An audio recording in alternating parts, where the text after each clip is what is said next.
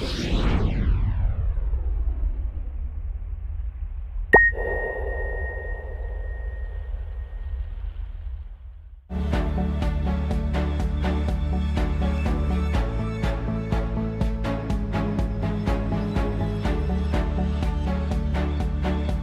Le musée du Bardo est à l'origine un palace d'époque médiévale.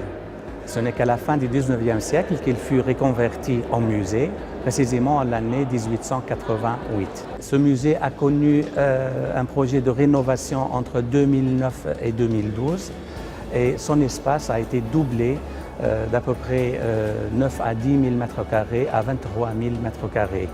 Aujourd'hui, les collections elles sont très variées, de l'époque préhistorique jusqu'à l'époque moderne, en quelque sorte une stratification de toutes les cultures connues par la Tunisie. Nous sommes situés au cœur de la Méditerranée, c'est un carrefour de civilisation et il suffit de venir au musée du Bardo pour s'en rendre compte. Si Orange et le ministère de la Culture tunisien ont développé ce guide numérique, c'est pour offrir aux visiteurs un véritable compagnon de visite. Le guide est prêté gratuitement sur place à l'entrée du musée et adapté à tous les publics. Le visiteur a la possibilité de faire une visite en parcours libre. Dans ce cas, s'il est intéressé par une œuvre, il approche son guide du cartel de l'œuvre et grâce à la technologie NFC, qui est une première dans un musée africain, il accède directement à la fiche œuvre, à des commentaires audio, à des diaporamas, à la mise en contexte de l'œuvre dans une frise chronologique et sur la carte de la Tunisie. Le visiteur a le choix entre 3 parcours guidés. Le parcours mosaïque, qui lui propose de découvrir les joyaux de la collection de mosaïques du musée du Bardo, avec par exemple Virgile, le triomphe de Neptune, Ulysse et les sirènes. Le parcours découverte, qui lui propose de découvrir la pièce maîtresse du musée à travers les siècles, jusqu'au XIXe siècle.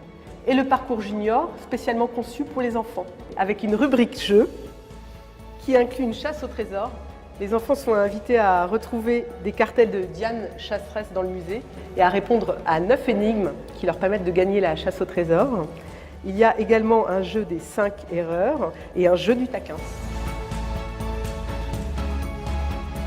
Le guide de visite numérique du Musée national du Bardo vient conforter aujourd'hui notre stratégie de développement du numérique au niveau culturel et surtout nous aider au développement du tourisme culturel en Tunisie. Ce projet de guide est dans le cadre d'un partenariat entre l'Agence nationale du patrimoine, l'INP et Orange afin de mettre en place un dispositif de médiation innovant. L'idée, c'est d'avoir cette expérience aussi au-delà de nos frontières, avec finalement une de nos filiales, Orange Tunisie, en partenariat avec les grandes instances culturelles de la Tunisie, autour du joyau culturel tunisien qui est le palais du Bardo, qui est une fierté nationale et pour lequel ça valait vraiment la peine de mettre notre innovation au service de cette découverte culturelle-là pour les Tunisiens et pour les étrangers. C'est la première fois que ce n'est pas en France mais à l'étranger, ça ne sera pas la dernière. Sachez qu'en effet, nous avons une ambition internationale qui va être symbolique justement de tout ce que représente notre groupe dans le monde aujourd'hui et de sa volonté d'être au service de la société.